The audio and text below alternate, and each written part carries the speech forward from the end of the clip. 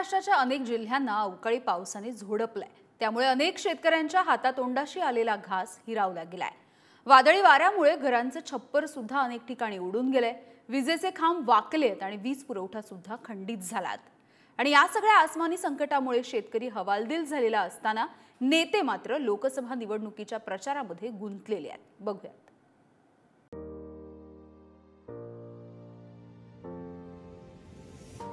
आई जेऊ घालेना आणि बाप भीक मागू देना अशी अवस्था झाली आहे राज्यातील बळीराजाची। एकीकडे दुष्काळानं पीक करपून चाललंय, तर दुसरीकडे अवकाळीनं चांगलंच झोडपून काढलंय। अशा दुहेरी संकटामुळे बळीराजा मात्र हवालदिल झालाय। राज्यातील अनेक भागात मागील 2 दिवसांपासून अवकाळी पावसानं हजेरी लावली आहे। नागपूर, अमरावती, भंडारा, वाशिम, बारामती, सांगली, सिंधुदुर्गमध्ये तर भर मे महिन्यात आभाळच फाटल्याची परिस्थिती उद्भवली आहे। अवकाळी पावसामुळे उभी शेतपिकं आडवी झालीत, तर बागायतींचंही मोठं नुकसान झालंय। आता ही बारामतीतली दृश्य पहा। वादळी वाऱ्यासह आलेल्या पावसामुळे बारामतीतील बाबुर्डी गावातील काही घरांचं मोठं नुकसान झालंय। बारामती सारखीच परिस्थिती अमरावतीत सुद्धा आहे।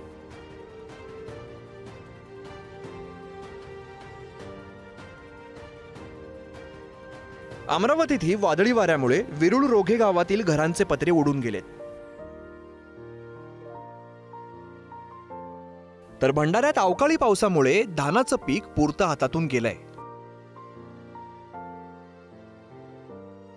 एकीकडे शेतकरी आणि सामान्य नागरिक संकटात असताना राजकीय नेते मात्र गायब असल्याचं चित्र पाहायला मिळतंय।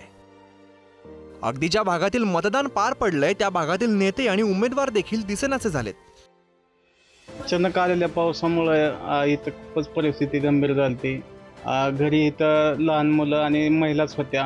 पुरुष मंडळी दुष्काळ असल्यामुळे बाहेर कामाला गेलते आणि अचानक वारं आलं, पत्रा उडाल्यामुळे हे पळत दुसऱ्या खोलीत जायला गेले, तर पडले पण लहान मुलीला घेऊन। पत्र अचानक उडून गेले, ही दार खोलून किचन मध्ये गेलो कसं तर पोरगी पडली घेऊन आणि पोरगी लहान आहे, आजी मी तिघी जणीच होतो आम्ही। ज्या भागात अवकाळी पावसानं अगदी जोरदार झोडपलंय त्या नागपूर, अमरावती, भंडारा, वाशिम, बारामती, सांगली, सिंधुदुर्गमध्ये तर पहिल्या 3 टप्प्यात मतदान पूर्ण झालंय। मात्र मतदान पूर्ण झाल्यानंतर या भागातील उमेदवार गरज सरल्याप्रमाणे संकटात असणाऱ्या शेतकऱ्याकडे ढुंकूनही पाहताना दिसत नाहीयेत। त्यामुळेच आता बळीराजानं नेमक्या अपेक्षा तरी कोणाकडून ठेवायच्या हा प्रश्न विचारला जातोय। ब्युरो रिपोर्ट, पुढारी न्यूज।